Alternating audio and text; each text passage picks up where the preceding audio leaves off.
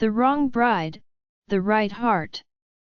Previous episodes are available on playlist, a link is given in the video description. Episode 4. Chapter 36.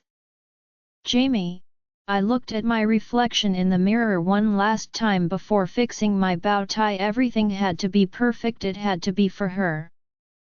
You made sure the security detail is keeping an eye on the Kensingtons, correct? I asked Ray one more time while glancing towards the door where he was standing. I trust Ray more than anyone to watch over Gabriella and decided to put him in charge of security for this evening. He is more than qualified and actually hired all of the people working tonight personally. Yes sir, we have eyes and ears on them now. Everyone has just been instructed to take their seats. He explained, making me nod once. Good. Son, relax, everything will go flawlessly. My dad chimed in happily before placing his hand on my shoulder, causing me to tense even more. He had just come in to check on me as Rylan and Nolan finished getting ready. We wanted to keep a close eye on Nolan, considering Cecelia is here, but hopefully she took my warning seriously. You sure you don't want some of this, dude? You look like you could use it. Rylan smirked before pulling out a flask and taking a sip. No, and you are cut off too for now. The last thing I need is you getting wasted. I grumbled, snapping my eyes towards Ray, making him swiftly walk over and snatch the flask from Rylan. Hey, what in here? I thought Gabriella was supposed to be the bridezilla. Rylan grumbled and I gave him the death stare, shutting him up immediately. I hadn't seen Gabriella all day. My mom and Jolie whisked her off this morning for some type of spa day and then she had to get ready.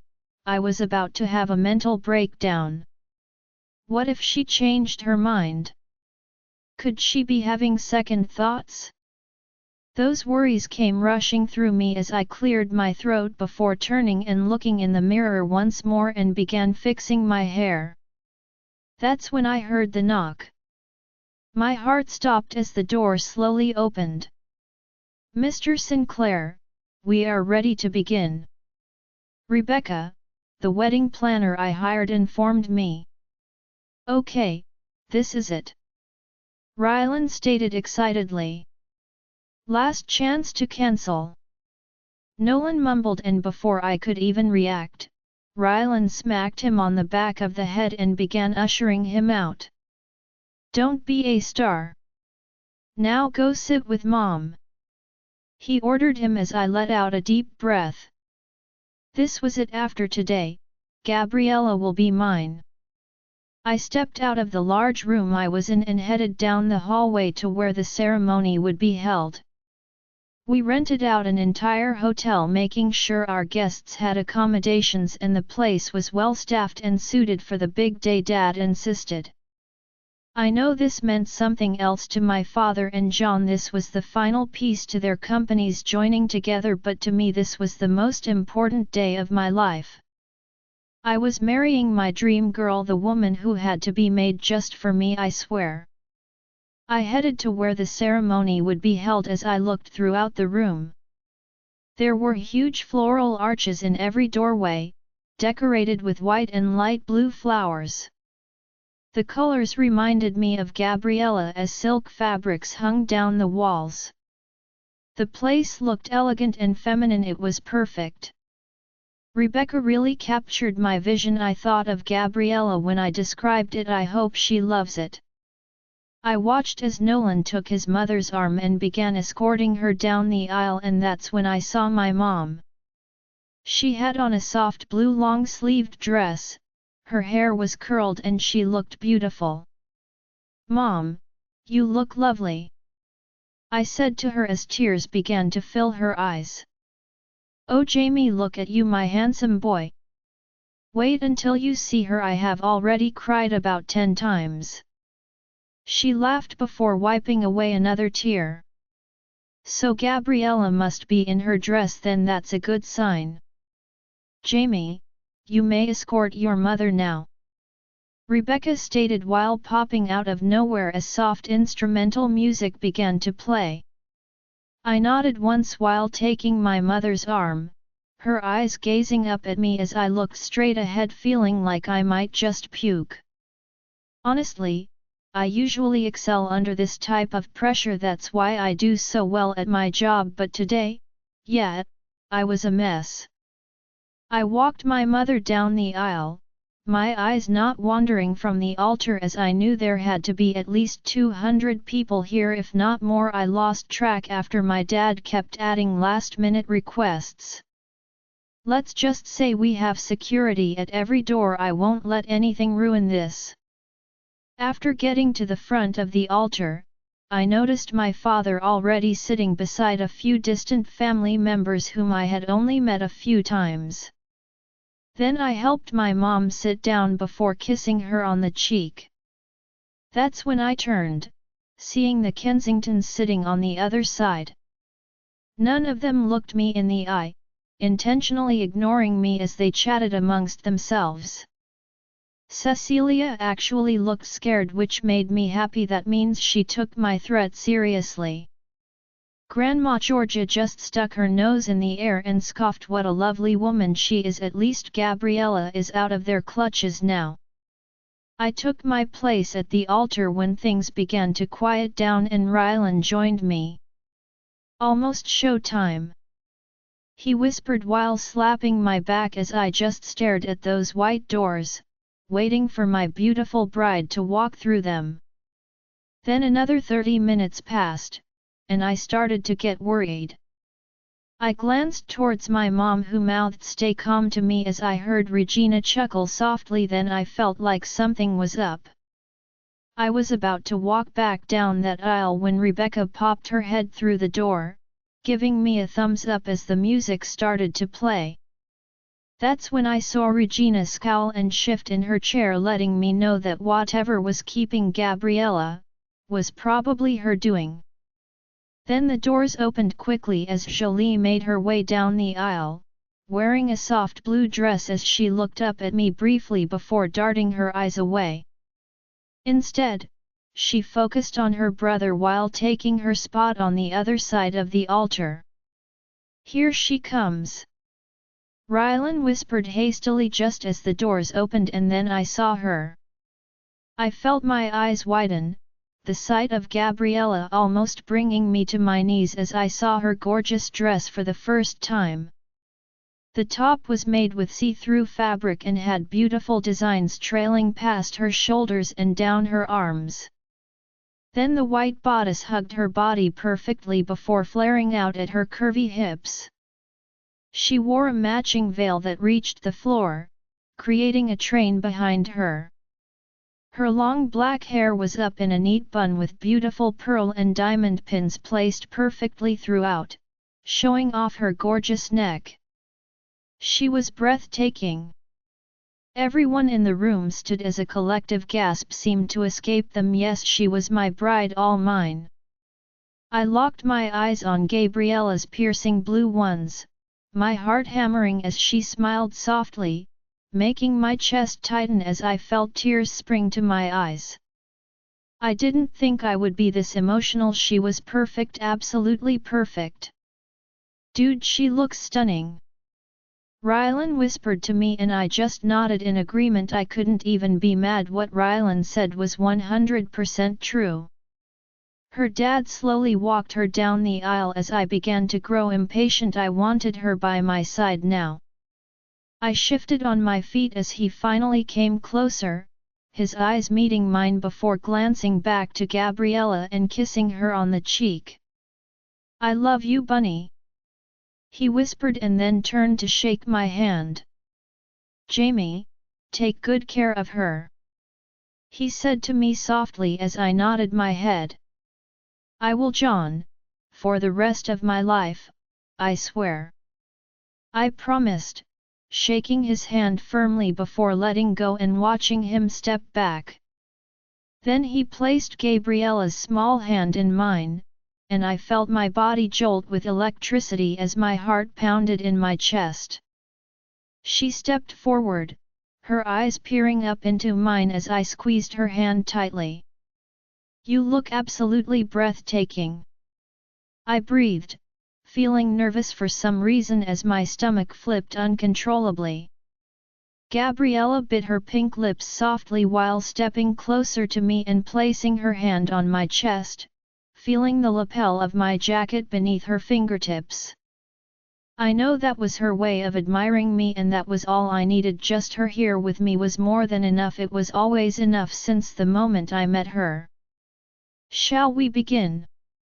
the officiant asked as both Gabriella and I nodded our heads in unison.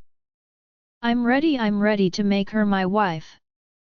"Gabriella," I glanced up into the mirror, my eyes wandering to my face as I saw the makeup artist apply some pink lipstick.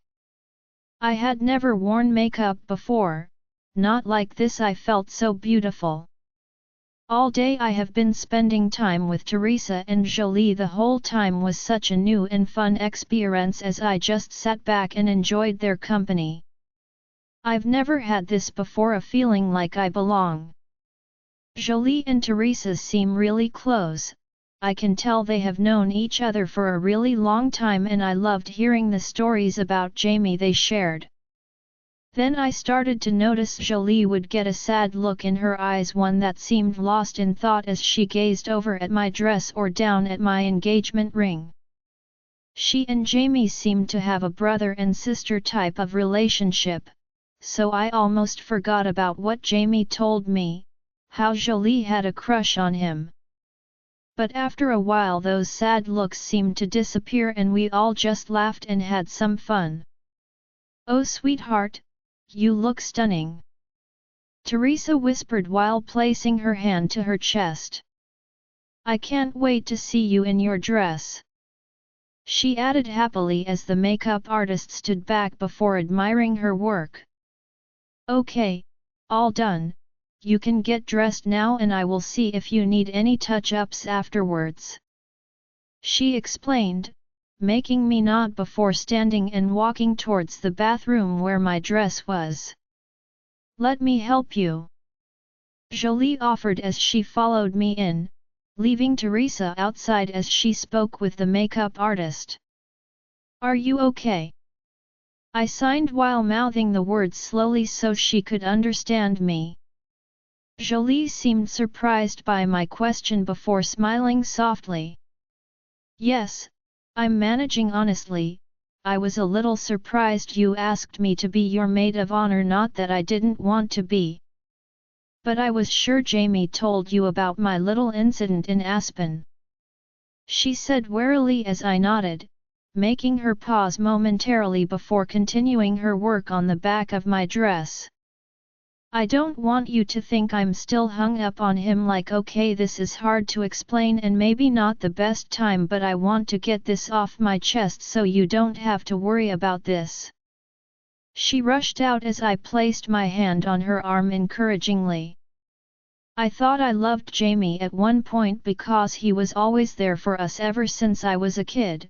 He was always there. When I would get picked on, he would defend me. When I was sad, he cheered me up. Then with the Nolan stuff, he really stepped up for our whole family. She began to explain as I looked down at my hands briefly before that gross feeling of jealousy began to rise up. I had no reason to be jealous, but a part of me was envious that she knew him longer than me, that he protected her longer than me. But after I told him how I felt and how he shot me down immediately after, he said he saw me more as a sister, and it stung to be honest. But then I started looking back. I wasn't the only one he treated that way.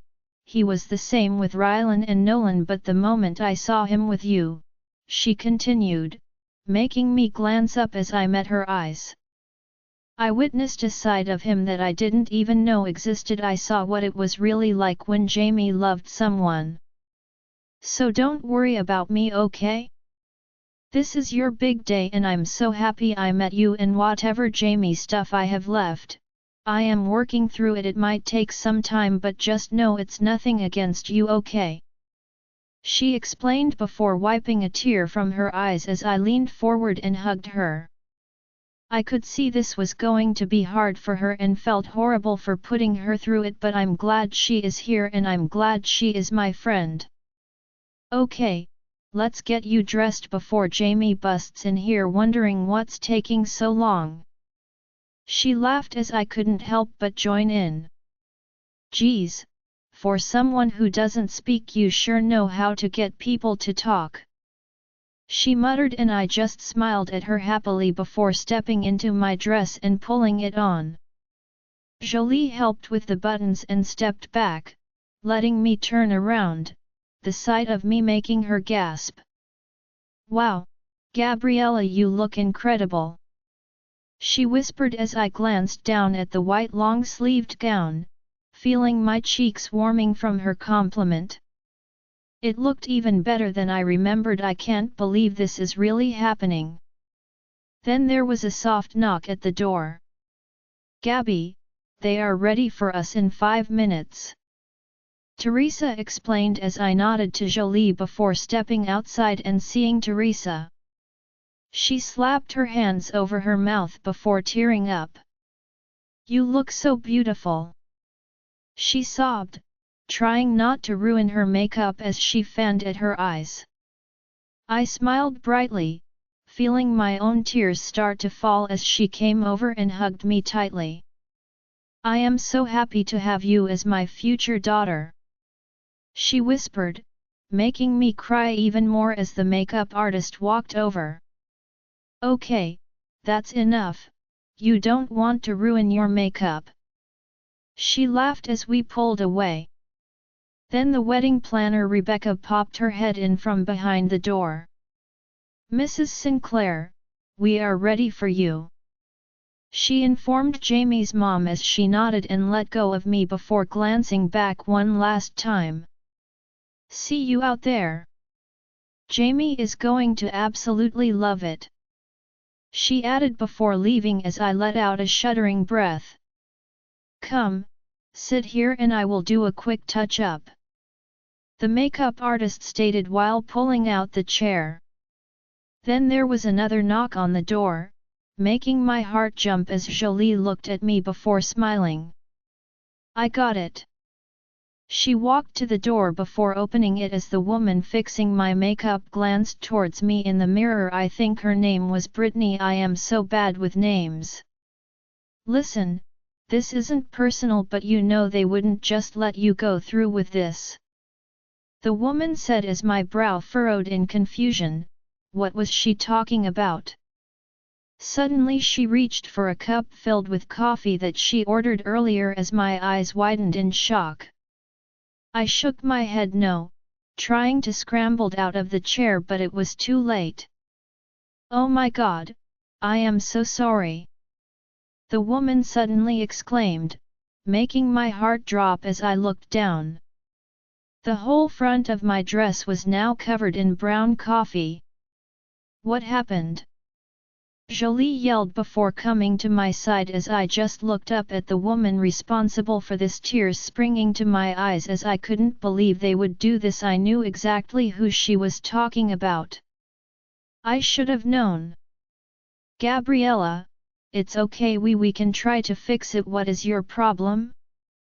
How did this even happen?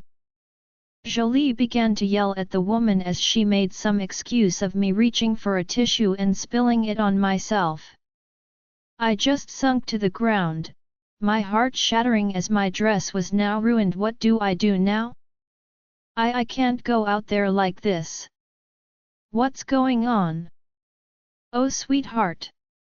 Rebecca, the wedding planner, came rushing in before looking down at me. Get this woman out of here immediately.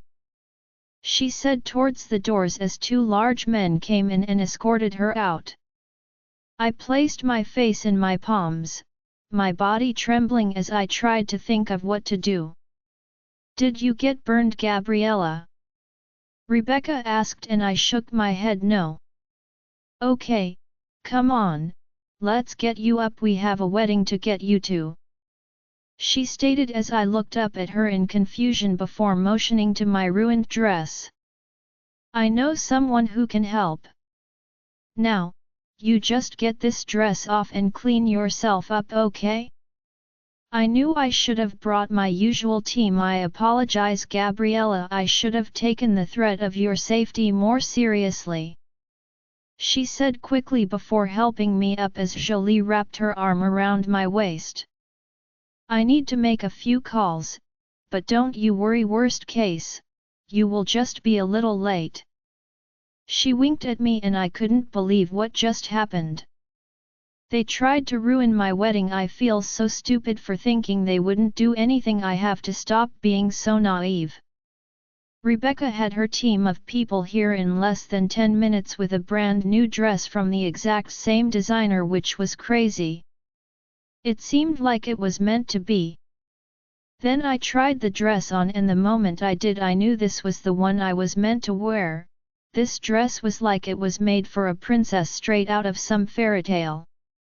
I felt not only beautiful, but confident as well, and as soon as they added the veil, everything was perfect. This was a dress worthy to marry my prince, Jaime Sinclair in. This was the one that would make Regina and my sister choke on their words. I just knew that it would blow them all away. "Jaime," it started with the officiant thanking everyone for joining us, his words barely making sense to me as I stared down at my beautiful bride eagerly. The same words echoed in my head over and over again as the possessive tone of it grew by the second. "Mine, she is all mine." My hands gripped her gently, the feel of her soft skin making my palms tingle as she just stared up at me with so much love that I couldn't look away. It was impossible. Then we were somehow already at the part where we say our vows, a part that I had rehearsed for hours all morning, wanting to say the right thing and express just how much she means to me, that the contract is non-existent at this point. I refused to even think of it. That's not what this is about, not anymore. "Jaime, if you would like to say something, now is the time," Patrick the officiant and my father's longtime friend said, making the hall fill with light laughter as I realized this must not have been the first time he asked. I nodded once, my hands lifting Gabriella's to my mouth before I placed a tender kiss on each one. Then I took a deep breath, inhaling her sweet scent as I tried to steady myself. There are moments in life that stick with you forever, times where you will never forget and will hold on to until your very last day. That moment for me was meeting you, Cecelia Kensington. The moment our eyes met, I knew somehow deep down that this was meant to be. I began, feeling my chest tighten as my voice cracked with emotion. "I can confidently say, that you are mine. You were the one made just for me. You are so kind, so brave, so beautiful and so incredible, all things that I never thought was possible for one person to be, and whatever flaws you think you might have, to me they just make you more lovable. You, Gabriella Kensington, are the only woman I ever want to love. You are it for me. You are my everything," I whispered before leaning forward and resting my brow against hers, fluttering my eyes closed and feeling this moment settle into my soul before locking it away forever. I felt Gabriella lift her hands before wiping my cheeks, making my gaze into her own tear-filled eyes as she mouthed those words that made my heart flip. "I love you." Her lips formed beautifully. "I love you too," I whispered and stepped back. Patrick cleared his throat, making it seem like he might have been crying too as we got on with the ceremony. Suddenly Gabriella turned her head to the side, making me confused as Jolie handed her something. Then she began moving her hands smoothly as Rylan started to speak. "For my vows, I decided to write them down." Rylan offered to translate them for me, but I thought that might have been weird. Rylan spoke for her, making the whole room fill with laughter as Gabriella smirked up at me. Yes, thank you for that. I whispered, thanking God he wasn't translating because I knew for a fact that he would get way too into that role. Gabriella handed me the folded up piece of paper as soft music began to play, making me take a shuddering breath as my hands started to tremble. I gazed down at the sheet, seeing her beautiful handwriting as I went to read it. Jaime Sinclair, baby, I love you with all of my heart, and I'm sorry I can't express that with words, but I plan to show you every chance I get with sweet kisses in the mornings from the moment we wake up, long glances at the table while we sit and eat our meals. Late night snuggles that keep us both warm and happy until we have to force ourselves out of bed, and most importantly, I promise to try my hardest every day to be the best for you. I never thought I would be so lucky. I never thought that someone like you could love someone like me. So thank you, Jaime, for choosing me and hearing me even when I couldn't utter a single word. I love you, Jaime Sinclair, and I can't wait to spend the rest of our lives together. Yours forever, the future Mrs. Gabriella Sinclair. I don't think I have ever cried so much in my life. I wiped at my cheeks, my hands holding the letter to my chest as I pulled Gabriella into me, hugging her so tightly as I stroked her back. Thank you, baby, I can't wait either. I managed to say, feeling overwhelmed by all of this. I didn't give a shit if all these people saw me crying, because right at this moment it was just me and Gabriella. She is all that matters to me. Well, I think we can all see that love is the main component bringing these two together today. And now I would like to ask you, do you, Jaime Sinclair, take Gabriella Kensington to be your wife, to live together in holy matrimony, to love her, to honor her, to comfort her, and to keep her in sickness and in health, forsaking all others, for as long as you both shall live? I do. I stated firmly, hearing Gabriella gasp before the most beautiful smile filled her face. I spoke with the officiant before the ceremony, explaining how Gabriella was mute and she would be signing this part. So I looked at her intently, waiting for the officiant to ask her next. Do you, Gabriella Kensington, take Jaime Sinclair to be your husband? He continued, stating the same thing he did for me as I watched her with bated breath. Then something happened, her mouth began to open and her hands stayed firmly in mine, her eyes locked onto me as she began to speak. I do. My heart exploded in my chest, the words she just said making me want to fall to my knees and clutch her to my body as I held onto her tight, but instead I placed my hands on either side of her face, peering down at her as I saw the biggest smile pull at her lips. I do. I echoed the words she just said as she nodded up and down. That was the most incredible thing I have ever heard, and I thought her saying my name was amazing. Okay, Mr. Sinclair, we just need to exchange the rings, then you may finally kiss your bride. Patrick laughed as I nodded my head while Rylan walked up and handed me the small box. I quickly took out the matching band for her engagement ring and slipped it on with shaking hands. Watching as Gabriella did the same, I opted for a plain gold band, something classic and elegant just like my beautiful bride. By the power invested in me, I now pronounce you man and wife. You may kiss your bride. The officiant cheered out as I wasted no time.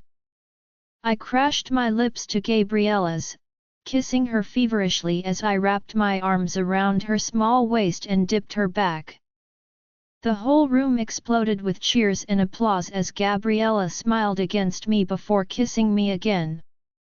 I stood back up, gripping Gabriella tightly as Jolie handed her the bouquet before the music started to play and we began walking back down the aisle.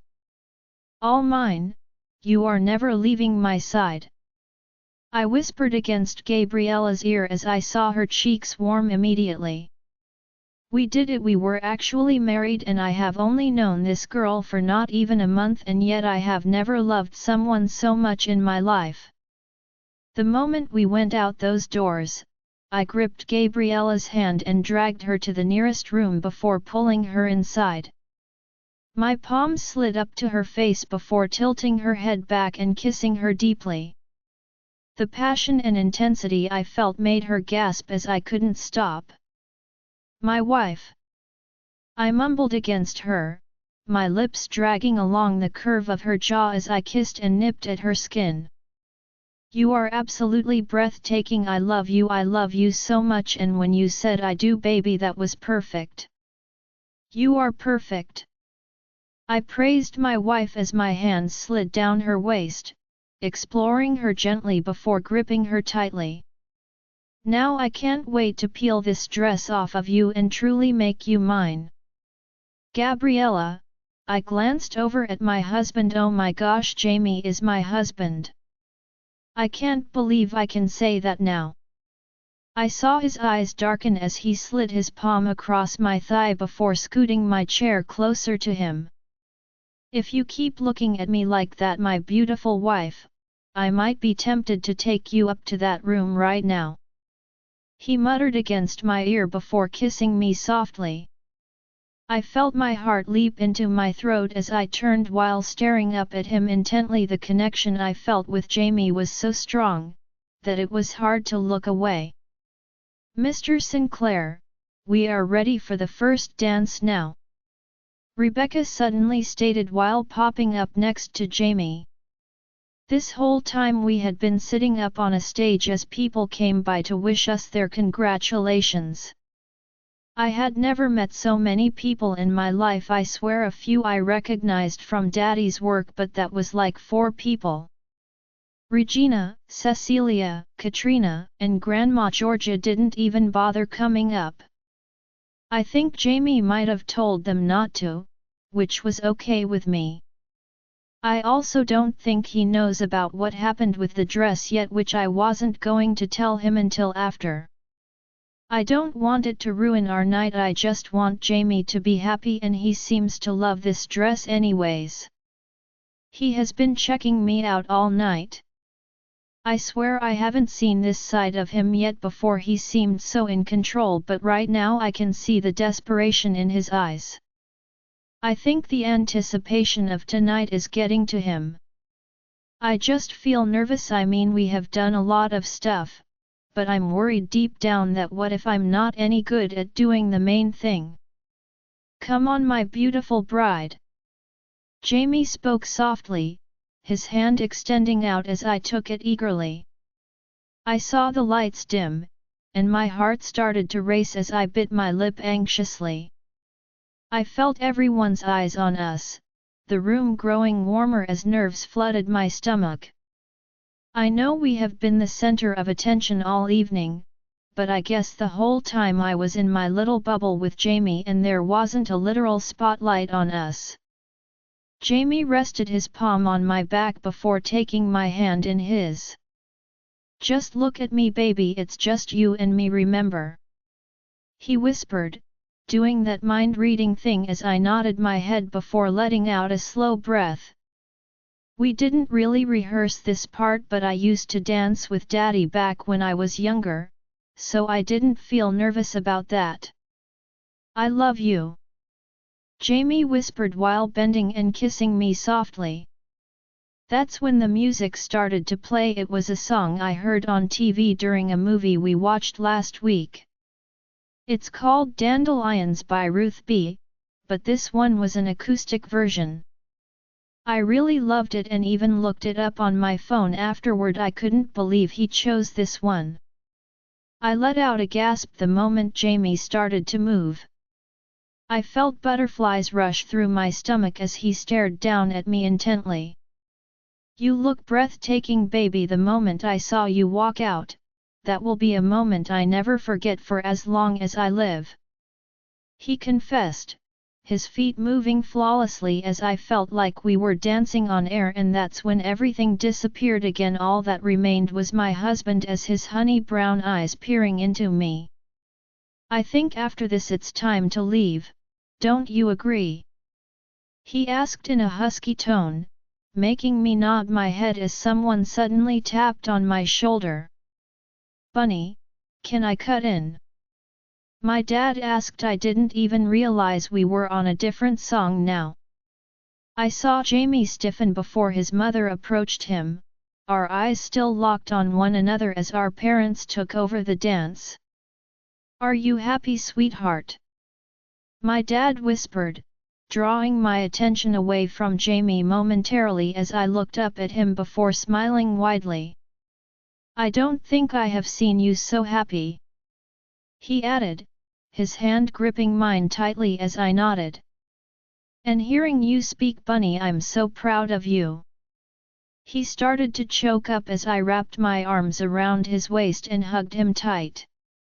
"Sweetheart, I asked Rebecca about the dress," he suddenly stated, making my eyes widen.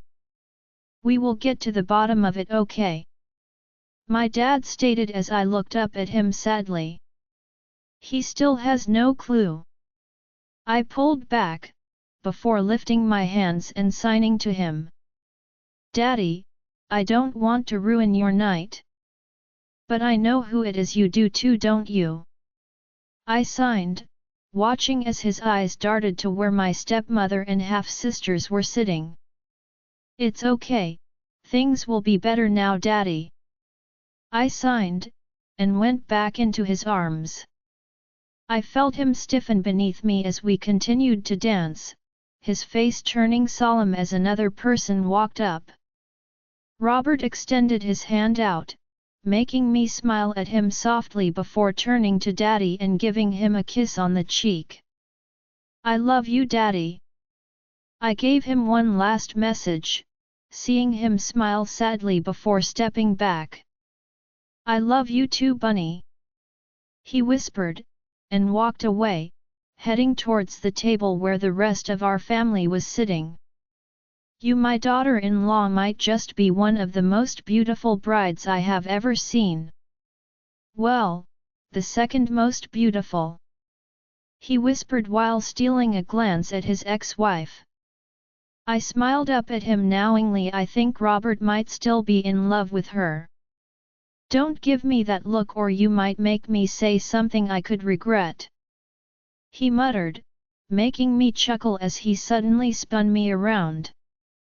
He was happy, like really happy. The alcohol on his breath tells me that might be playing a big part on his good mood.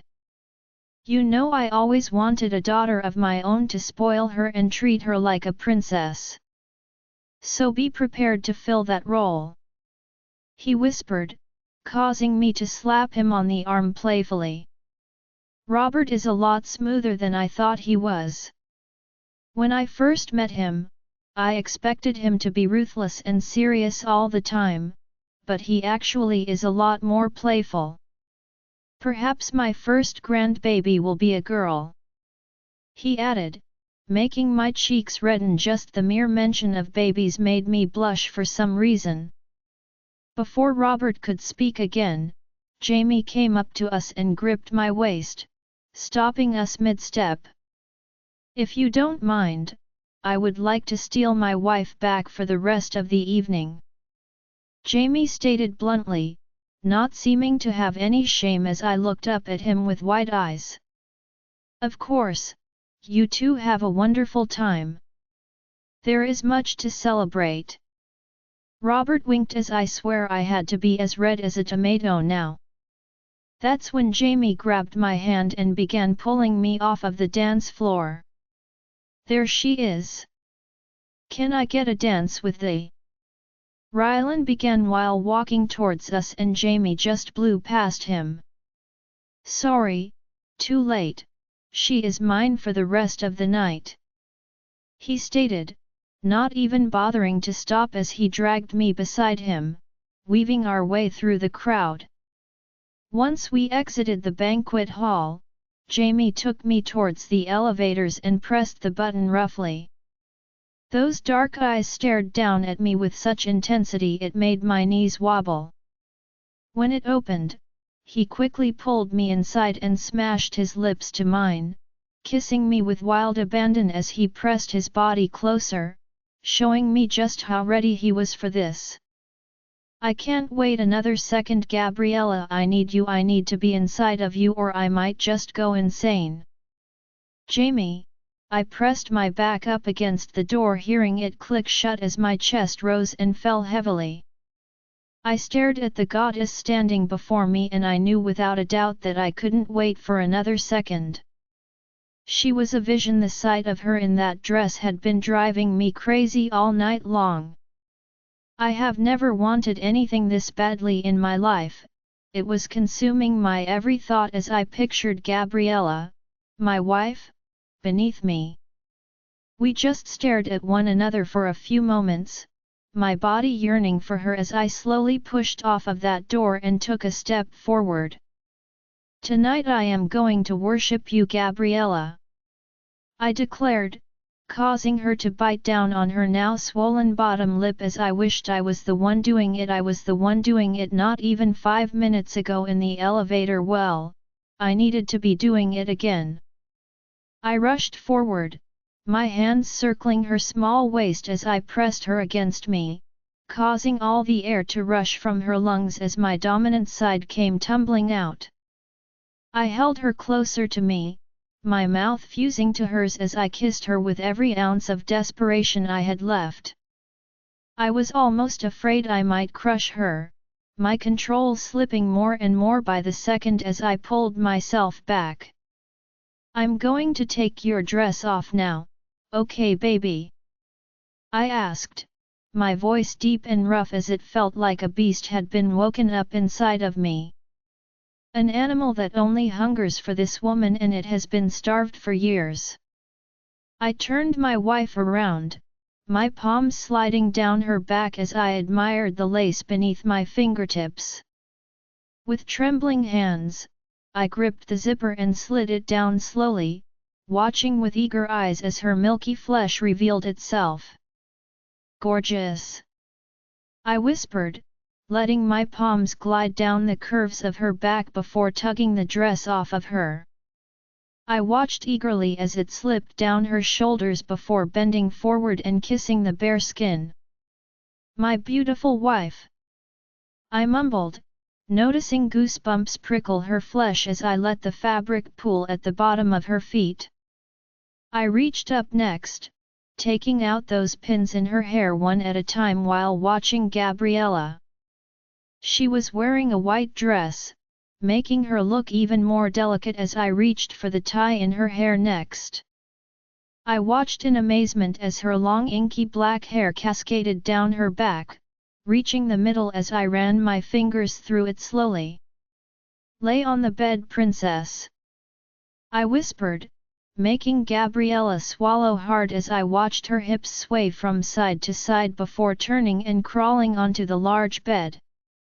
I know I have seen Gabriella countless times now. I have tasted her pussy and explored every single inch of her, but tonight everything felt new. The fact that she was my wife now, it added a new layer. Tonight I would finally have all of her. I smoothly slipped off my bow tie, my hands pulling the silk fabric away from my body before dropping it on the floor beside Gabriella's gown. Next, I took off my jacket, Gabriella's eyes drinking me in as she watched from across the room. After taking off my shirt and pants, I walked over to the bed, my arms reaching forward as I let my palm glide up her milky thighs. First, baby, I am going to taste you, I whispered. I want to get you nice and wet for me. Next, I darted my eyes up, watching as Gabriella tilted her head back, the anticipation of what I was about to do already making my little princess impatient. I let out a low chuckle. Are you ready, baby? I asked her, my lips pressing against her jaw and dragging down to her throat. I felt her head nodding up and down as she ran her fingers through my hair lovingly, the look in her eyes filling me with emotion as I sat up slightly. If it's too much at any point, baby, I will stop, okay? We will take it slow. I whispered, my hands sliding off my briefs as I positioned myself between her legs, seeing her nod in agreement before biting her lip nervously. I love you, Gabriella, I love you with my whole heart. I breathed, watching as she mouthed the words back to me. Then I settled between her legs. It already felt incredible. Oh God, I don't even know if I will last that long. Gabriella gasped, her eyes widening as I slowly worked myself into her. Relax, baby, just take a deep breath for me. I managed to choke out, my eyes rolling back. I watched as Gabriella took 3 deep breaths, my body leaning down and hovering above her as I wrapped my arms tight around her back. Her heart beating rapidly as the feel of it went straight to my own. I love you so much. You are so beautiful. You feel so good, baby. I began to praise her, my lips fusing to hers as I was almost in all the way. The feel of her wrapped around me was like pure heaven as I felt like my world had been turned upside down. This pleasure, it was like my own personal nirvana. Gabriella was my everything. Soon the sharp gasps and little grunts turned into moans, her tongue rolled against mine. Our fingers intertwining as I held her hands, making sweet love to my wife for the first time. My eyes gazed into her soul, seeing my whole world lying beneath me as I lost all control. You are all mine. I groaned as I felt that release rushing forward. Wave after wave crashed through me, filling my wife as I clung to her before letting out a shuddering breath. The emotions too much to take as I buried my face in the crook of her neck, trying to catch my breath. That was unbelievable, baby, you are incredible. I managed to say, feeling her fingers playing with my hair as she let out a content sigh. I know she didn't do, but she didn't seem to mind. I kind of guessed it would end up like this. I'm surprised I lasted that long. I love you so much and today has been incredible. I whispered before pulling back and gazing up at her. Then I saw her mouth open as if she were going to try and speak. I love. She began to stutter, the words not fully coming out as she started to get frustrated. Hey, it's okay.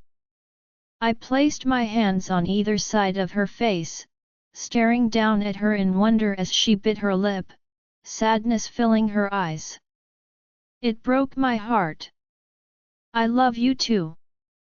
And we will get there, okay? It will take time and practice, but we have a whole lifetime to try, right? I said, watching her relax a little before nodding her head and wrapping her arms around me before snuggling into my chest. So was that okay for you? I asked nervously, peeking down at her as I saw a big smile pull at her lips before nodding her head before giving me a thumbs up as I couldn't help but chuckle. Well, good, because that's just the start. Now that I've had you, I'm officially addicted. I smiled brightly, my mouth raining kisses down on her head as she let out a laugh. Let's take a bath. I want to soak in the tub with my wife. God, I love saying that my wife Gabriella is all mine. Gabriella, I awoke with a groan, my body feeling like I was hit by a truck or something as I snuggled in closer to Jaime. Then all of last night came rushing back to me. We really got married, and Jaime took my virginity. I felt a giggle bubbling up inside of me as a goofy grin filled my face. Good morning, my beautiful wife. Jaime suddenly spoke, his deep voice rumbling from his chest as I sat up slightly before placing soft kisses against his lips and cheeks. "Well, someone's happy this morning," he chuckled, making me nod enthusiastically. That's when the air seemed to change. Jaime's hands reached out, locking onto my wrists before flipping me over and pinning me against the bed. "You look so beautiful right now," Jaime whispered. "How are you feeling today, princess? Not too sore?" he asked in a husky tone. I shook my head no adamantly, lying because I didn't want him to stop. "Oh really?" he questioned with amusement filling his eyes. I just shrugged, my body lifting as I pressed my hips against his before spreading my legs apart, making me almost wince as I held it in. "Gabriella, if you are in pain, you need to rest," Jaime said more seriously this time. I opened my mouth, feeling a little brave as I went to speak. "Please." I gripped onto him for dear life. What the heck just happened? It was like I had been thrown into a different world or something. "I love you so much," he mumbled while kissing me all over before brushing my hair to the side and peering into my eyes. "This how you make me feel and what you do to me. This is unlike anything else in the world, Gabriella. I can tell you that much. I know you had to be made just for me. I know you have to be mine. I just know." He began to get emotional, making me nod my head as I started to kiss him back just as desperately. We ended up staying in bed for the rest of the day. Jaime ordered room service for us as we fed one another and made love again and again until I really couldn't go anymore. Jaime was now lying with his head on my stomach as I stroked his hair. I felt his fingertips tracing the curves of my waist as he glanced up at me. "Yesterday, when you were late, I started to think maybe you might have been having second thoughts," he confessed. I hastily shook my head no in response and then reached over to the nightstand to grab my phone. "No, we just had a little issue with the dress, sorry for making you wait," I wrote out, causing Jaime to furrow his brow as I felt my nerves rising. I knew I had to tell him. I guess I was just trying to avoid it. "What happened with the dress, baby?" he suddenly asked more seriously, making me bite my lip anxiously. I began typing again. "That dress wasn't the one I first picked out." "Well, someone spilled coffee on my other one." I flashed him the screen as he suddenly sat up, his eyes going dark as he clenched his jaw, making it tick. "Let me guess, it wasn't an accident," he stated, prompting me to bite my lip anxiously and look down at my phone. "Listen to me," Jaime instructed while gripping my chin and tilting my head back. "You are Gabriella Sinclair now, my wife, and no one, and I mean no one, disrespects my wife, and I will be making that very clear from this moment on," he explained adamantly, making me swallow hard. "Do you understand that, princess?" he asked while I nodded yes before he pressed his lips to mine roughly. "You are mine, Gabriella, mine to love, mine to protect, and mine to cherish for the rest of our lives, and I will not let one single person get between that." I could hear the seriousness in his tone, the look in his eyes almost scary if I didn't know this man, and I saw the side of him so many people feared. Jaime was never one to go back on his word, and I knew he meant it. I knew with him, I would be safe no matter what. "John Kensington," I stomped through the house, the events from yesterday being the last straw, as I couldn't take this anymore. I refused to let her do this. I marched straight up to our room. Every housekeeper or security guard I passed stepping out of my way as I shoved the bedroom door open angrily. "John, there you are," I was thinking we should do a total remodel of our room," Regina stated as I realized she wasn't alone. She had her usual decorator with her and I felt my anger boiling. "May I please have a word with my wife alone?"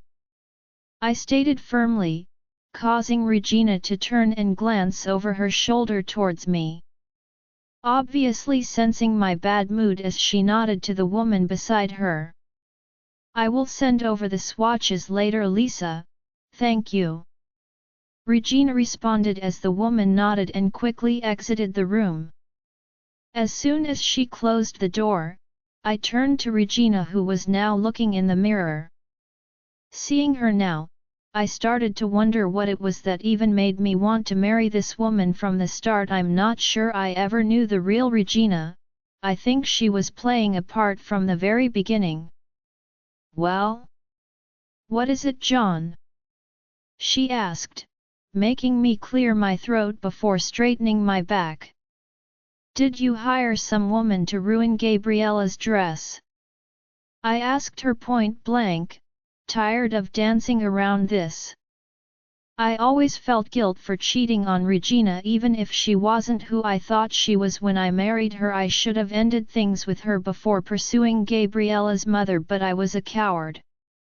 And after everything happened, I tried to make up for it. I tried to give her whatever she wanted for my mistakes, but I realize now that I have given far too much. "John, are you seriously asking me that?" she scoffed while darting her eyes to me in the reflection of the mirror. "Cut the bullshit, Regina. I might have been blind to your treatment of my daughter before, but now I am seeing the woman you really are." I raised my voice, making her freeze before turning slowly, her eyes growing cold as a scowl set on her face. "Your daughter? Don't you mean your mistake, your stain on this family that is a daily reminder of your infidelity?" she screamed, making me flinch back by her bitter tone. "What have you done to my daughter? What type of treatment have you given her all of these years? How could I not see this hatred?" I whispered more to myself. "I did what she deserved. She paid for what that whore of a mother," she began, and before I knew it, my hand lashed out, slapping Regina across the face. "Don't you dare speak about Amber like that. She wasn't the one who pursued this relationship, I did. I was the one who fell in love with her." I gritted through my teeth, making Regina scoff before reaching up and touching her cheek in shock.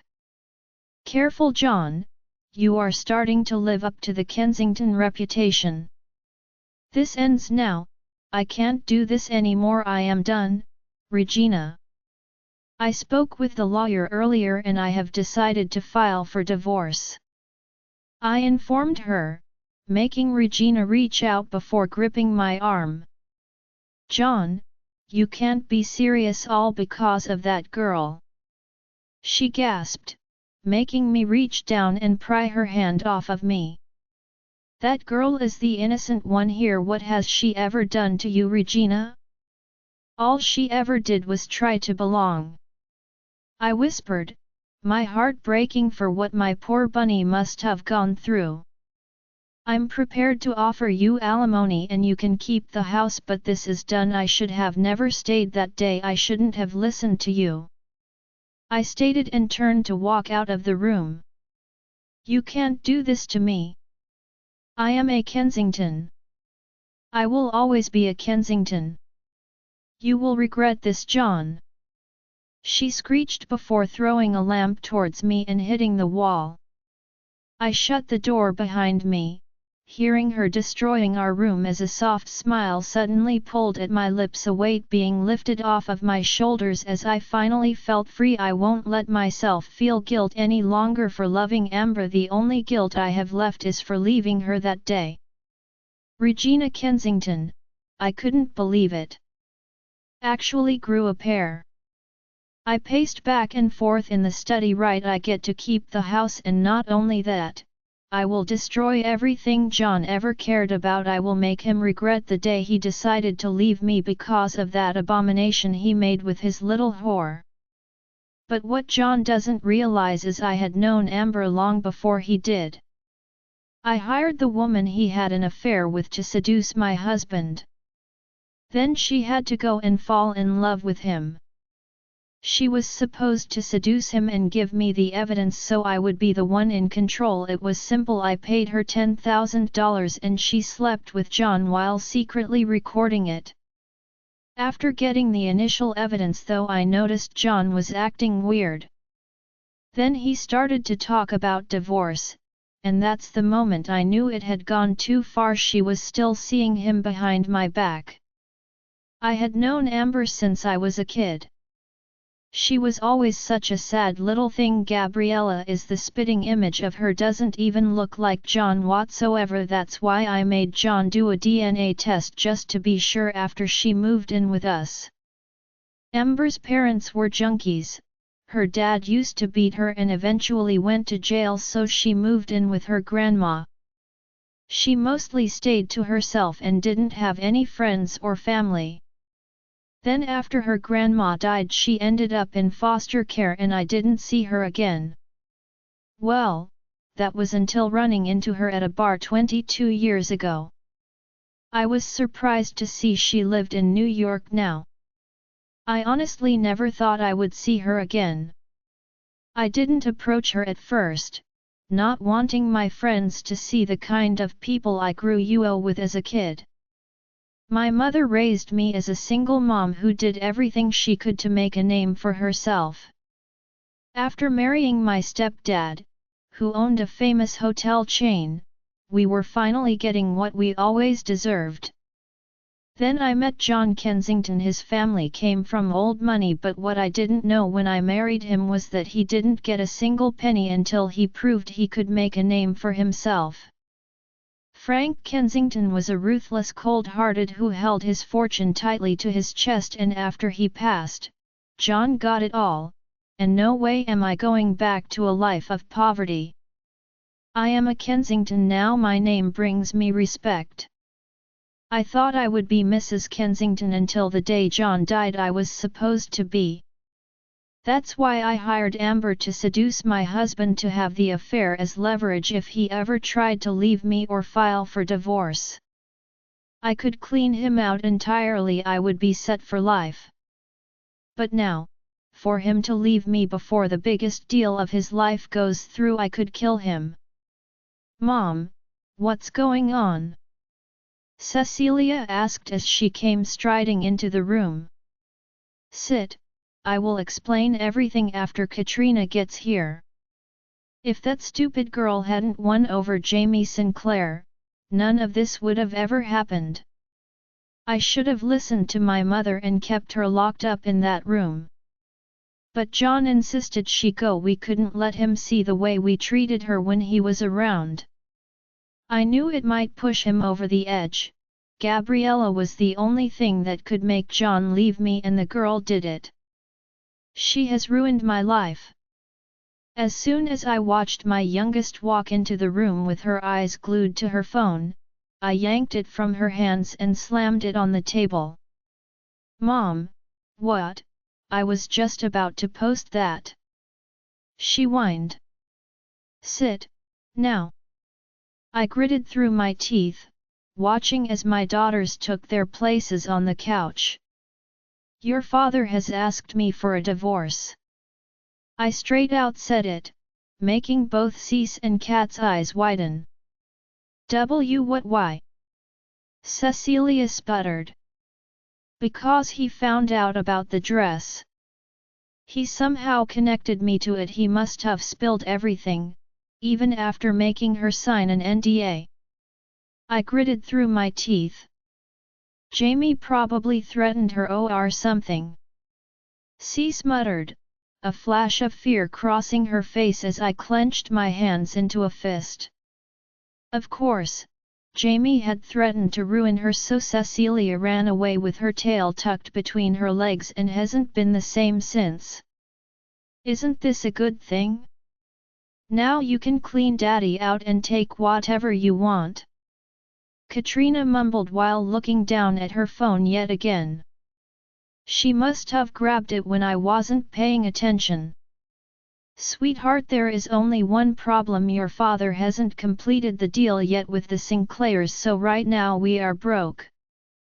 I screamed, making both Cecelia and Katrina jump. He can't do this to me after everything he put me through after going behind my back. I began to sob dramatically, making Cecelia walk up to me before giving me a hug. No one but my mother knows about Amber. The girls believe their father went out all on his own and betrayed me. It's okay, Mom. Daddy can't do this to you. This is all Gabriella's fault. She was the one who caused all of this. Cecelia stated angrily, her words making me smile internally. This is what I wanted. She needs to pay for what she did to you. Cease, my sweet girl. She has made all of us look like such fools. I added while stroking my daughter's hair.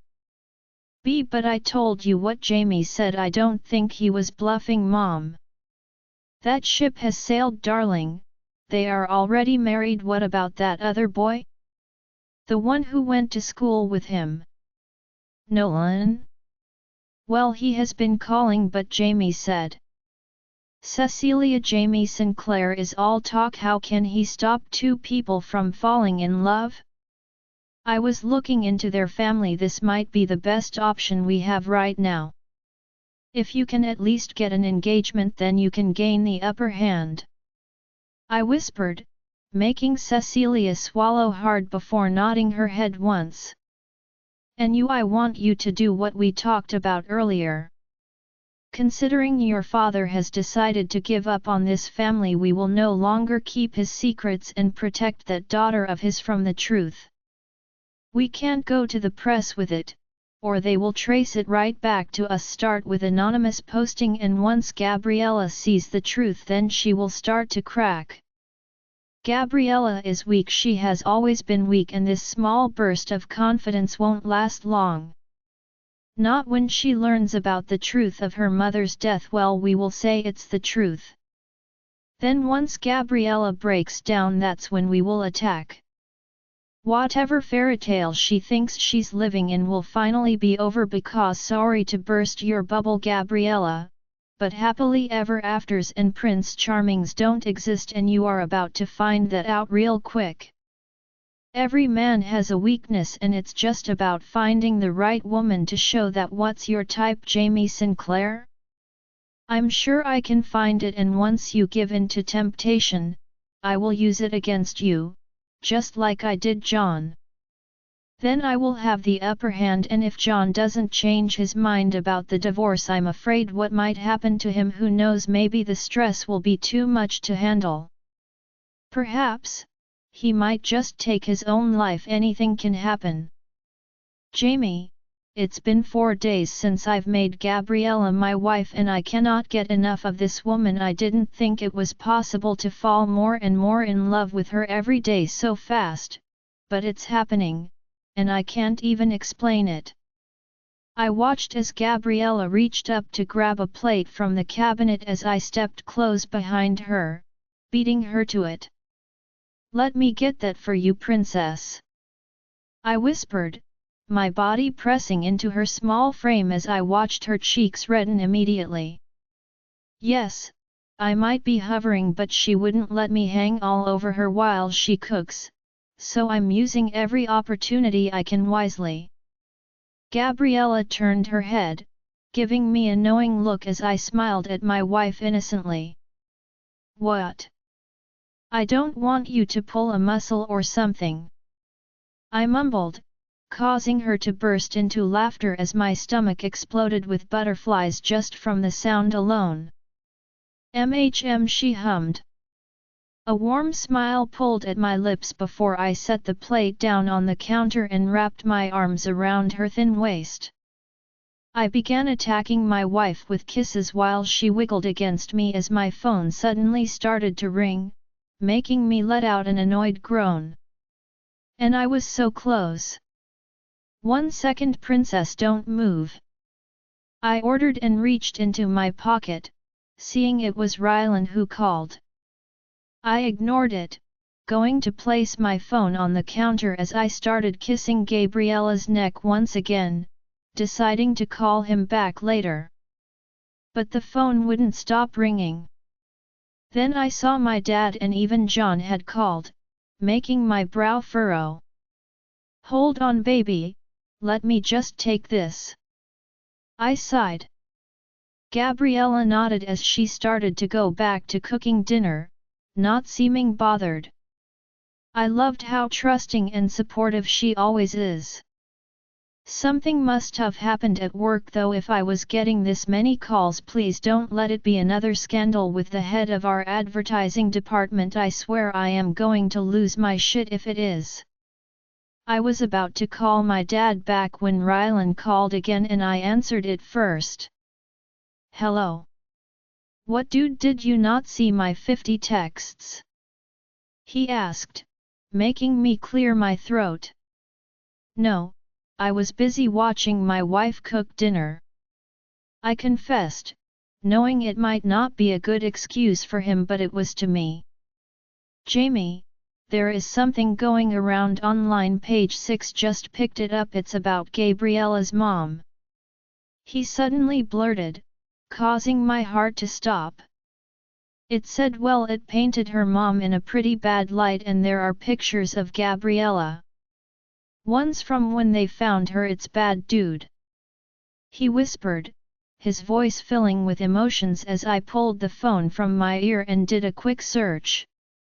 Then I saw it. The title made me want to vomit. Newly-wedded Gabriella Sinclair's past revealed. Drug-addicted mother took her own life and left daughter to fend for herself. Then I saw pictures of my wife as a child standing against the wall covered in filth and holding butterscotch. I want these taken down right now. I gritted through my teeth, feeling absolutely disgusted that someone would do this. She can't see this shit, it would destroy her. I breathed out, speaking more to myself than anything. I started sending an email to my lawyer before sending a text to my tech guy. I didn't know she went through all of that shit. Rylan spoke up, making me realize he was still on the phone. Gabriella has been through a lot. And I won't let anyone hurt her again. She deserves to know the truth, but not like this. I concluded before saying goodbye to Rylan and hanging up. Then I started going to work. I called my dad next, and he was just as angry as me and John. He was distraught. He just informed us about his filing for divorce 2 days ago, and he thinks Regina might be behind this to get back at him. Of course, she was, and I was going to get the evidence to prove it and destroy her. After talking with my tech guy, we were able to get most of the articles down for now, and he was going to keep working on trying to find the source. I pulled my phone away and looked at the screen, realizing it's been an hour since Rylan called. I didn't mean to lose track of time. I quickly walked out to the kitchen, my eyes scanning for Gabriella as I realized she wasn't there. Baby! I called out, wondering where she went as my stomach began to twist into knots. Something wasn't right. I started to think the worst. Gabriella was rarely on her phone. She only had 3 numbers and didn't ever go on social media, so she wouldn't see it, right? I searched through the apartment, panic rising with each step as I shoved the bathroom door open, and that's when I heard its soft sniffles coming from the bathtub. Gabriella! I rushed in, running towards her as I saw her knees pulled up to her chest as her eyes spilled over with tears. Then I saw the picture on her phone, the small girl holding a stuffed bunny covered in filth. She saw it, she knew. Baby, come here. I whispered, stepping into the tub and sliding in front of her. Before I could even say another word, she lunged into my arms before bursting into tears. sh, sh, sh, sh. She. Gabriella stuttered uncontrollably as I pressed her head closer to my chest and kissed her head. I know, I'm so sorry you had to learn this way, your dad he. Before I could explain, she pulled away from me and looked at me with shock and hurt. Then she fumbled with her phone before typing out something. You knew? She asked, making my heart clench as I let out a sigh, trying to reach for her, and when she pulled away, that killed me. Your father asked me not to say anything. I wanted to give him the chance to tell you first. I'm sorry, Gabriella. Then she started typing again. I thought we didn't keep secrets from one another. She wrote down, making me swallow hard.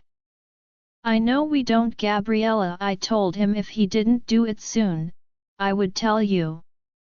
I should've. I'm sorry. Please no, I never want to hurt you, you know that, right? I asked sadly, making her eyes search mine before she looked down in her lap and nodded, then started to type again. I know, I'm sorry, I just... She began typing out before placing her hand over her mouth and started to sob. I know, baby, come here. I pulled her into me, letting her cry as she gripped my shirt desperately. After a few minutes, I watched as she began typing again, the look on her face breaking my heart. She left me. She didn't want me. Why did no one ever want me? She wrote, and I quickly shook my head. No. That's not true. I want you, Gabriella. I have wanted you since the moment I saw you, and your mom.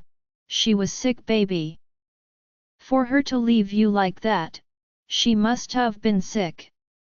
I said before pulling her into my arms and kissing her tear-stained cheeks. You didn't deserve to find out that way. I'm sorry, I should have told you, and I'm here for you. I love you and I will never leave you, never. I rushed out, kissing and holding Gabriella tightly as pain tore through me. She didn't deserve this. She didn't deserve to find out this way. She already felt unwanted by her family, and now to find out her mom chose to leave her as well, it's too much. I will destroy them. I am going to ruin Regina, and she is going to wish she never messed with Gabriella. All the things she did to her, all the things she said. It's time for her to get a taste of what I'm capable of. You don't want Jaime Sinclair as an enemy, and I'm going to show her exactly why. Gabriella, I was lying in bed, my arms wrapped around Jaime as I felt his fingers running through my hair, his movements tender and full of love, but even with that, all I felt was numb. I felt like a part of me deep inside was broken. The realization that my mom had taken her own life, that I wasn't enough to keep her alive, that once she died I was left there for days without her telling a single soul about her plans. I meant nothing to her. She didn't care what happened to me. I thought all of these years that she died in her sleep, that it was an accident and she must be watching over me every day, that maybe she was with me and was so proud of who I had become. I tried to be just like her. From what my dad told me, I looked up to her and felt so sad that she was taken from me so soon, but to know she did it willingly. It hurts beyond belief. You need to eat something, baby. Jaime whispered, his hand still stroking my hair as I sniffled before burying my face in his chest.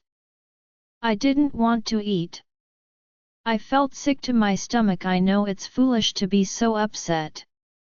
I don't even remember my mom really, so I don't know why this was affecting me so much.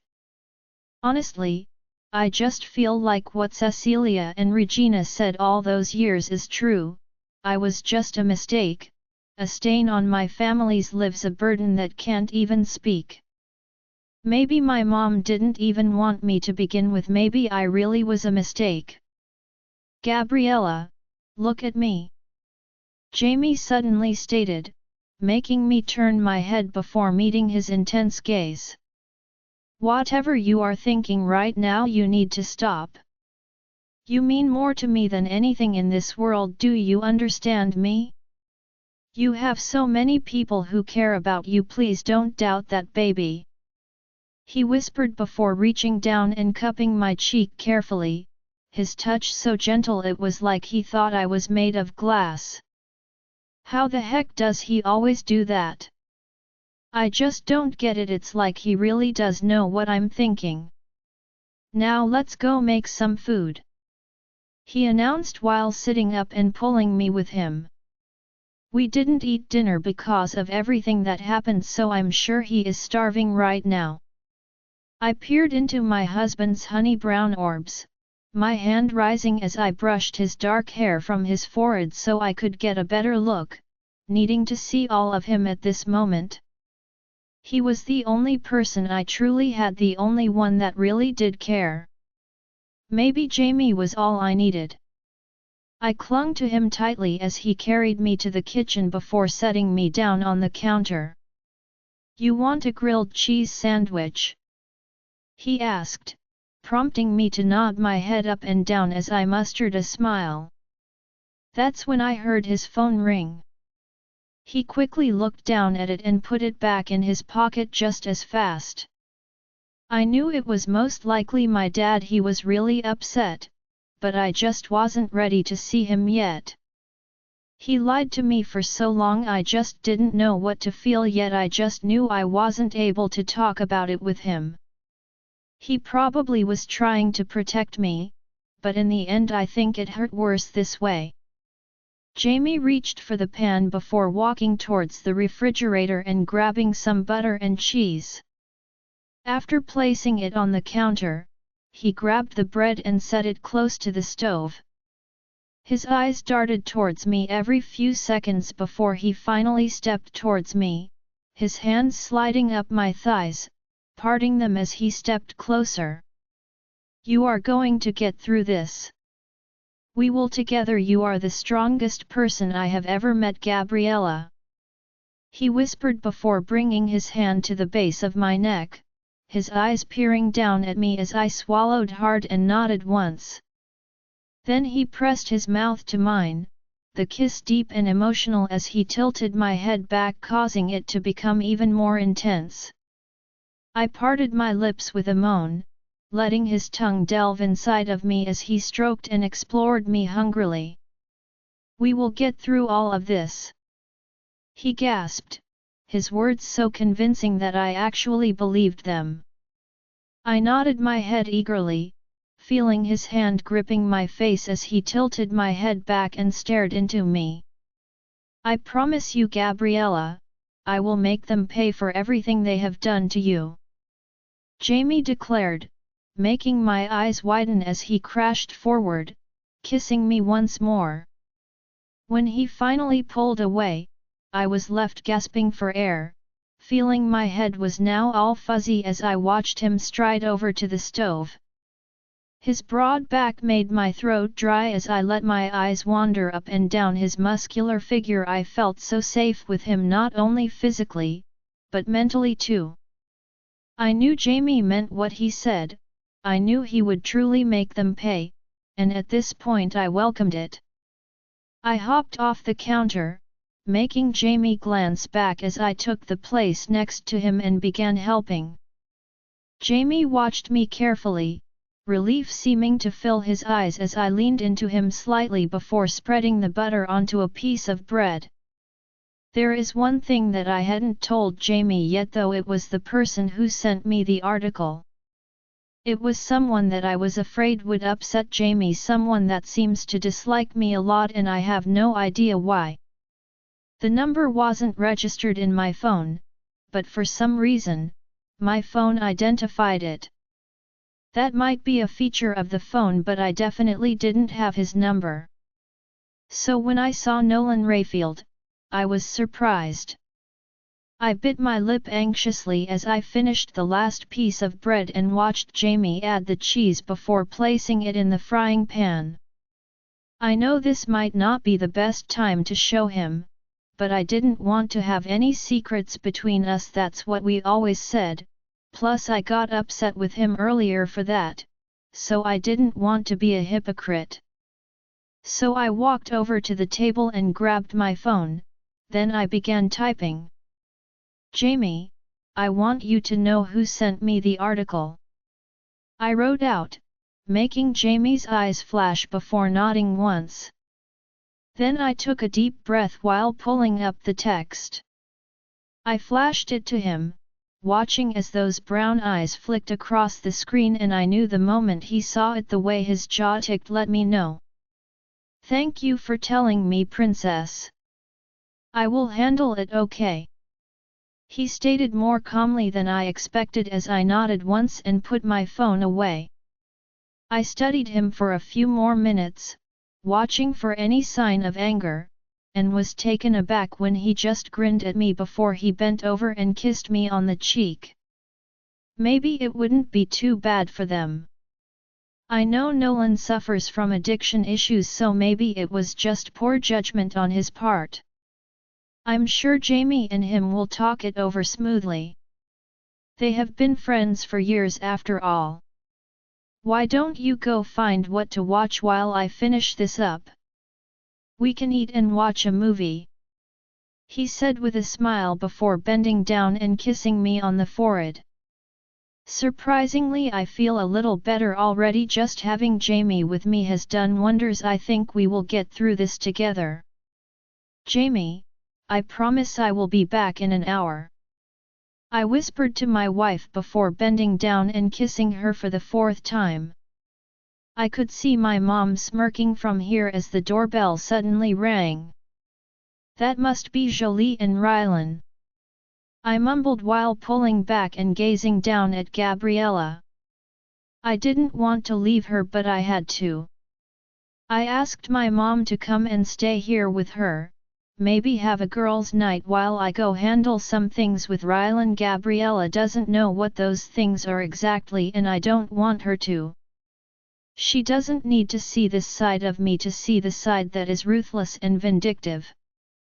The side that wants to ruin every person who ever looked at my wife wrong. No, this will be one secret I keep because Gabriella deserves only the good. I love you, be good you too, Mom, I'm serious. I grumbled before standing up and pointing to my mom. Of course she had 2 wine glasses in her hands and smiled at me sheepishly. What can an old woman like me do? I've already lived my rebellious days, and that's what led me to your father, she stated, making Gabriella giggle as I shook my head. Not something I wanted to imagine. I walked over to the door before opening it and I saw Jolie standing there with another bottle of wine. Great. I noticed she didn't even look at me, her eyes darting around me as she just walked in without saying a word. I know things have been weird between us since introducing Gabriella, but I'm just going to give her space. That's all I can do. Ready? I asked Rylan as he frowned at me immediately. Can't I at least say hi to my girl? He mumbled before peeking around my shoulder and waving at who I assumed was Gabriella. No, and she's not your girl, I quipped before pushing Rylan out the door and shutting it quickly. The moment that door closed I felt my heart ache, wishing I could have said goodbye to Gabriella again, but we needed to focus. Are you sure you are up for this? I asked. This was going to be a lot. And I wasn't sure if Rylan could handle it. Yeah, I can't let him do this to Mom and Dad again, and the fact that he was the one that sent Gabs that shit, I could have kicked him just after hearing that alone. Rylan rumbled, his anger already spiking as I just nodded my head once. Rylan was more on the emotional side, whereas I held it in and planned my next move carefully, hitting them when they least expected it. Bruce said he just arrived about 20 minutes ago with Cecelia, so they are probably up in the VIP area. Rylan informed me while we stepped out of the elevator and headed towards the car out front. Ray was waiting patiently as we slid into the car and pulled away from the curb the moment the door closed. "She is doing okay though? You know after all of that?" Rylan asked, making my eyes dart to his briefly before looking back out the window. "Yeah, but that was just the tip of the iceberg. I have started to question some of the staff at the Kensington residence." "It was bad, I stated firmly, not even wanting to recall what some of them said. "I'm talking neglect, abuse, starvation, at some points sick that makes me want to rip out every one of them. But my revenge, it won't be physical, no. What I am going to do to those women will leave them begging for mercy, because I am going to hit them where it hurts. My plan has already begun, and I can't wait to sit back and watch them burn." What was Nolan thinking? Rylan sighed for the 10th time. "We don't know what is going on with him, but tonight I'm going to find out." Ray pulled up to the club as I quickly took out my phone and sent Gabriella a text. "To my princess, I love you baby, have fun, and I will be home soon. Miss you already." I hit send and tucked my phone away before glancing at Rylan and nodding. "Let's do this," I said, feeling that usual calmness I get with chaos as we slid out of the car and walked straight to the front of the line. One look from Rylan and the bouncer let us in without a second glance. The moment I stepped through those doors, I remembered just how much I hate these types of places. The loud music thumped around us while we weaved our way through dozens of people. The stairs not going unnoticed, and Rylan played right into it. He actually even knew a couple of people as he smiled and greeted them casually. Then we got to the VIP section and his whole demeanor changed. He was ready to get down to business. We saw Bruce standing there. He was a huge guy with a black t-shirt and jeans. He had brown hair that went to his ears and kept his tattooed arms crossed in front of his chest. "Hey man, thanks for the heads up, no one else comes up here, okay?" Rylan stated before passing the guy a few $100 bills discreetly with a handshake. "You got it, boss." Bruce nodded once while stepping aside to let us through. We started climbing the stairs, my heart rate slowing as I knew I needed to stay calm during this whole thing. Then we got to the top, our eyes scanning the luxurious space as a few men were getting lap dances. There were 2 poles in the middle of the room where a group of men and women sat around, watching 2 girls who happened to be topless dancing. His shit was not my scene. I couldn't help the uncomfortable feeling that rose inside of me as Rylan nodded his head to the other side. Then I saw them. Nolan had his nose pressed to the table as he snorted some type of white powder as Cecelia rubbed herself all over him. "I'm going to kill him." Rylan gritted through his teeth as he was about to march over there. "Hey, remember we need to be in control," I reminded my best friend as he nodded a few times before taking a couple of deep breaths. I slid my hands into my black slack, my eyes scanning the room once more as I led us over there. My gaze was locked on Nolan. The sight before me was pissing me off beyond belief as I watched him shove his tongue down Cecilia's throat after she took a hit off of whatever drug they were taking. Then her eyes snapped to mine, and the look on her face was priceless. She knew she was in deep shit. Rylan and I both just so happened to be wearing all black tonight as well. Maybe she realizes this is her funeral. "NOL. Nolan, we gotta go baby." She began to sputter as Nolan looked at her in confusion before following her gaze. Then his eyes widened as he quickly stood, almost knocking over the table in front of him. Jaime, this isn't what it looks like." He started to rush out, and before I could even respond, Rylan lunged forward and punched him straight in the face, his hands gripping his shirt as he shook his brother. "How could you do this? So much for being calm for sake." I managed to pry off of Nolan as Cecelia screamed before going to run away. "You, sit down!"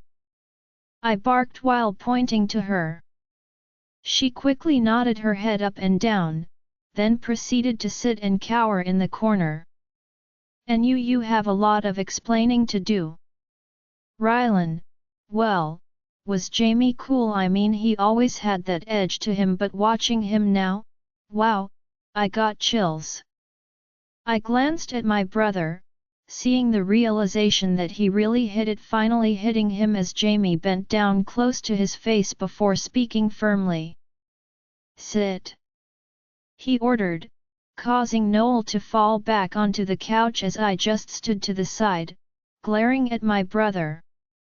I knew it couldn't be that easy, and after learning he was the one who sent that article to Gabs, it was disappointing.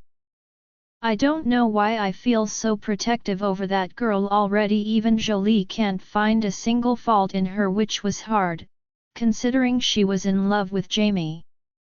Now whatever Nolan's problem with her is, I have a feeling it has to do with her, who just doesn't seem to know when to quit. "First off, this shit is done." "I'm serious, Nolan," Jaime suddenly boomed before kicking the table over, making all the crap on top crash to the floor. "And secondly, I already told you what would happen if I found you two together again. You do realize she is just using you to get to my wife, don't you?" he added, making Nolan shake his head no. "Jaime, I know I used drugs, but Cecelia, she isn't like that." Nolan sputtered, causing me to let out a groan before dropping my head back. "Noel, you can't seriously be that dumb." "Well, actually, I'm starting to think it might be true after this shit," I grumbled. A part of me felt guilty whenever Nolan went to the club before. I always went with him just because I know the trouble he got into, but then I decided to trust him. I shouldn't have let him go by himself. That was my fault. "Tell him," Jaime stated coolly while nodding to Cecelia, who looked like she might just piss her pants. "I was using you. My mom told me to pursue you," she suddenly blurted, making Nolan's eyes widen as he looked down at his feet in disbelief. The hurt very evident, and honestly I felt it for him. She didn't even try to lie about it. "Now Cecelia, I want you to get a good look at the women around you, because you obviously didn't take my warning seriously," Jaime added, causing Cecelia to burst into tears. "I tried to tell my mom. But she wouldn't let it go. She wants that freak too." She began to wail, and the moment she said the word freak, Jaime was at her throat in an instant. "What did you just call her?" he hissed, making my eyes widen from the anger that pulsed off of him. It was murderous.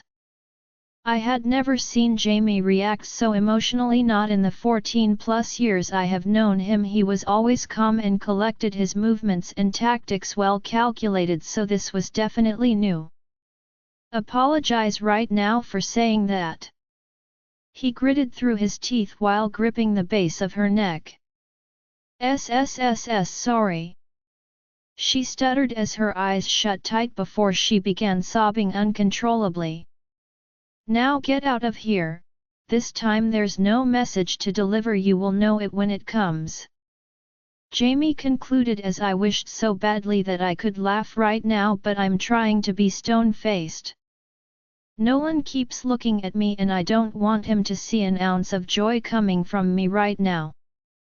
Jaime didn't even give Cecelia a second glance as she scurried off of the couch and stumbled her way to the stairs. His eyes were now locked onto Nolan. "Why did you do it?"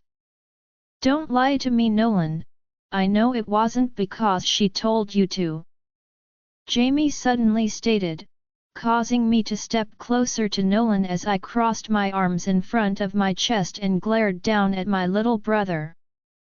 You know why I did it? Nolan responded as Jaime began to laugh, like not a fun happy laugh, it was one you might hear in some type of horror movie. Did she put you up to it? Wait, who are we talking about? No. See, this is why I am doing this shit. That girl has changed everything. Jolie used to be your first priority. I didn't think you would really go through with this contract marriage bullshit. I thought you would open your eyes for a moment. Nolan yelled before slamming his fist on the couch angrily. Wait, you did this because of Jolie? That's why you are asterisk to Gabs? I asked, feeling baffled. Don't call her that, you are no better. Can't you see how much this hurts Jolie? She loved you, Jaime, since she was 10. Nolan began to get hysterical as Jaime just stared down at him silently. Jolie will get over it. Jaime already told her he didn't see her like that in Aspen. I reminded Nolan, who just scoffed. I can't believe you are taking his side over Jolie's. Even with that shit in my system, I can see she is beyond hurt. He added while pointing to the mess on the floor. That still doesn't give you a right to try and trap Jaime's life. He found who he is supposed to be with. Obviously we all thought it would be cool, but you can't force someone to fall in love. I stated, realizing maybe I had a hand in this too, painting a false dream all of those years as I imagined what life would be like if Jaime married Jolie. We all wondered, but after Aspen, I let that go. I thought we all did, even Jolie. Nolan, you say you were doing this for Jolie, but look how much hurt you will cause her by starting that shit again. Jaime began. I fell in love. I met the woman that I swear was made for me. Everyone can see that, even Jolie. So the fact that you went out of your way to hurt the one woman I have ever truly loved. Jaime's voice filled with emotion before pointing at Nolan. I thought you were my brother. I thought you of all people would be there for me. He added as Nolan looked down at his hands, tears filling his eyes as he bit his lip anxiously. Get up. You are fixing this shit. Jaime added before straightening his back and composing himself. You are going to the rehab facility tonight, and once you come back in a month, then you will apologize to my wife. Jaime declared, not leaving any room for argument as Nolan stood and wiped his nose with the sleeve of his shirt. Do Mom and Dad know? He asked me, seeming to sober up as I nodded my head and stepped closer to him. They already packed you a bag. Noel, you have to really stop it this time. No more clubs when you get back, and no more girls like that. I stated, knowing for a fact Cecelia had to be the one to get him back into this. Okay, I'm sorry, I don't know what's wrong with me. He sobbed as I felt my chest tighten and I pulled him into my chest, holding him against me. You have an addiction, Nolan. It's something you might have to face for the rest of your life, but you don't have to do it alone, okay? I added, making Nolan nod before pulling back and looking towards Jaime. Jaime reached over, his hand squeezing Nolan's shoulder before tugging him along. Come on, the car is waiting downstairs. Jaime informed him as we made our way back through the club. I don't know why my little brother has to suffer through this, why he can't do things like a normal person and ends up spiraling out of control, but I hope to God he can get through this, because even though we can send him to rehab and try to help him fix his life, he is the only one that can really decide his fate. He is the only one that can change his life, and I know he is strong enough. He has to be, because picturing a life without him, man, that hurts. I'm sorry, I really didn't mean to hurt her. Nolan added one last time as Jaime looked at him more gently than I had ever seen. I know, Noel, and you can tell her that when you get out, and I promise I will try to take Jolie's feelings into account. I will do better. He added. I guess that ended a lot better than I thought, and I can't help but admire my best friend even more. Like I said before, is Jaime cool? Cecelia, I barged through the front door. It had to be past midnight now as I felt my heart hammering in my chest. He found out he knew I had something to do with it, and now we are all in deep shit. I am done. I don't know exactly what a man like Jaime Sinclair is capable of, and there is no way I am sticking around to find out. What on earth are you doing home so late? My mother's shrill voice suddenly pierced through the room as I let out a shriek. Jaime, he found out we need to hide. He knows, Mom, he knows. I began to sob. The look in my mother's eyes was filled with annoyance as she walked over and gripped my arm. Have you been getting high again? I told you not to use with that boy, only to give it to him. She hissed. Mom knew Nolan had an addiction problem. It was something she read about from a charity that his mother donates to. She shared her own experiences with her son and the impact the program made on her family. Mom thought that if I got him using again he would be easier to manipulate, which was true. I just used on occasion. It makes so much better. Stop. I'm not high, not anymore, Mom. Jaime is coming after us, we need to. Suddenly there was a loud bang from upstairs, making my eyes widen as I clung to my mother desperately. What was that? Is Katrina back from her trip already? My mom asked while dragging me towards the stairs. Katrina had gone to some Insta convention or something for the most viral users to get exposure. She wasn't due back for 2 days. I don't want to go up there, no, Mom. I yelled out when my mom suddenly turned and slapped me hard across the face. Get a hold of yourself. She yelled as I looked at her in shock. Samuel. Where is that man? My mom yelled out for one of our security guards. In fact, now that I think about it, the gates were wide open when I got home. I was too freaked out to even realize that. I went to a bar after the Jaime incident and had a few drinks to try and calm my nerves before deciding to come home. What if he sent someone to the house? My mom continued to drag me up the stairs when there was a strange knocking noise in one of the rooms. Mom, what if it's an intruder? I rushed out, making my mom's eyes dart towards me before she nodded once and quickly went to Daddy's office, where she went and grabbed a gun from the safe. I could feel my heart pounding in my chest. The anticipation as to what was going on was killing me as the smell of bleach suddenly hit my nose. Do you smell that? My mom asked before I could, as I nodded yes. Then we started walking down the hallways as my mom held the handgun steadily pointed forward as we followed the smell to her room. That's when I noticed the soft glow of the closet light illuminating across the floor. I didn't leave that on. Mom grumbled as we stepped closer, then the loudest gasp escaped her, making me almost jump straight out of my skin. What, who did this? She shrieked before running into the lit room as the strong smell of bleach burned my eyes and throat, making me cough. Then I saw what she was looking at. Every single item of clothing had been covered in the chemical. Her designer shoes, bags, dresses, all of it ruined.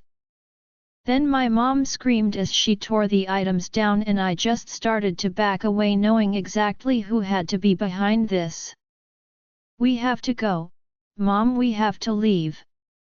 I yelled, watching my mother sob hysterically as she gripped her precious designer clothes and couldn't believe her eyes. She must have done this. She must have hired someone to pay me back for ruining her dress. My mother concluded as she looked at me with wild eyes. I am going to kill her.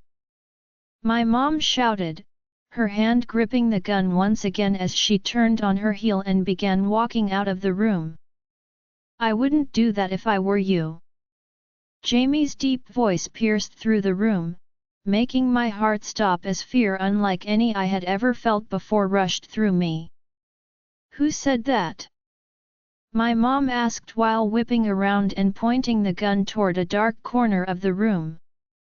Then I saw the shadow of a man sitting in a chair, his body slowly leaning forward, revealing his sinister face as he looked toward us. Put the gun down, Regina. It won't be able to help you here. Jaime said coolly as my mom gripped it tighter with both hands as they trembled uncontrollably. What are you doing here? She asked, then without warning, the bedroom door slammed shut, making my eyes widen before running over and trying to pull it open. Let me out. Please.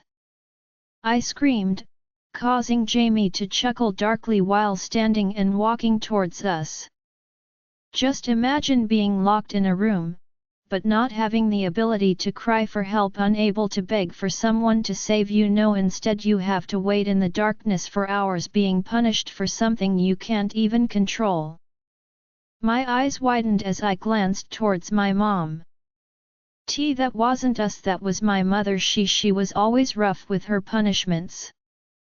My mom rushed out, her hands still extended with the gun pointed at Jaime. He didn't even seem to notice, or maybe he didn't care. The more I looked at Jaime Sinclair, the more like the devil he became. The look in his eyes was dark and full of evil as he stared straight into my soul. Oh, I know she came up with that one and she is paying for it right now. Jaime informed us as I collapsed to the floor, my hands covering my face as I sobbed uncontrollably. But what you two did, it goes even beyond that, doesn't it? He asked my mother as she swallowed hard. She isn't as innocent as you think. How would you feel if you were forced to welcome your husband's daughter from an affair and have them live with you? She was a daily reminder of. She was only a child. A small child who had just lost her mother. Jaime yelled before saying the last part with raw emotion. How would you feel if your daughter had been stuck in a room with you for 4 days after you died? Shall we find out? He added with a sinister smile as I let out a gasp. Come any closer and I will shoot. My mom snapped, making Jaime freeze for a moment before slipping his hands into his pockets and tilting his head towards her. It would be easy for you, wouldn't it? Perhaps a little too easy, but I'm sorry Regina, your life stopped being easy the moment you let Gabriella go to that party and I laid my eyes on her. In fact, life is about to become very, very hard for you. Jaime spoke quietly and suddenly the door flew open as I was grabbed from behind, making me scream in pure terror. Tie them to the chairs. Jaime ordered as he slowly began to unbutton the cuff of his shirt sleeve before rolling them up. What are you going to do to us? I sobbed, seeing my mom was now being held as well. I'm going to make you experience every single horrible thing you put my wife through since she was a small child. Oh, and to make it fair, I won't let you speak a single word either. He added as duct tape was forced over my mouth. I tried to break free, tears streaming down my cheeks, and that's when I saw Jaime grab my mom's gun from the floor. Or should I just end it now? Make things easier? He asked, his hand tilting the gun back and forth before walking over to my mom and holding the gun up to her head. No, I cried out, my noises muffled as he pulled back the top before pressing the barrel to her forehead. Wouldn't death be the best option? rather than be tortured just like my wife has been for most of her life?" he asked, his dark eyes peering into my mother before smiling wickedly, and that's when he pulled the trigger, causing me to scream out as I closed my eyes in shock, but that loud bang never came, making me realize that the gun was empty. "Sorry, I won't make it that easy for you. You two deserve every second of what I'm about to give you," he said lowly as I hung my head in defeat. "Hand me the scissors." Join our Facebook and WhatsApp group for more updates, link is given in description. Rest audiobook will be continued in next episode.